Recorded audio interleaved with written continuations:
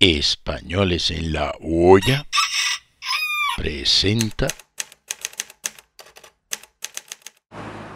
Con la Boval por bandera.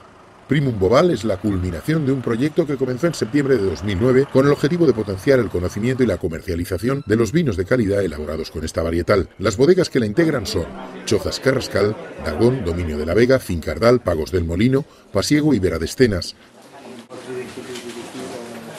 Nosotros tenemos aquí una situación importantísima e histórica, como ha dicho Emilio, que es la Boval. A su vez tenemos gente joven que tiene la capacidad de estudiar e investigar. La presidencia actual la ostenta Félix Martínez, de esta última. Todas ellas se caracterizan por trabajar con viñedos en propiedad, elaborar caldos con Boval y ser estructuras familiares de tamaño pequeño y medio. En total suman unas 300 hectáreas propias de Boval, de las alrededor 30.000 de esta variedad que hay implantadas en la zona utiel-requena. Félix, contento, ¿eh? ¿Contento? Sí, la verdad es que sí. Y luego, cuando ya has terminado...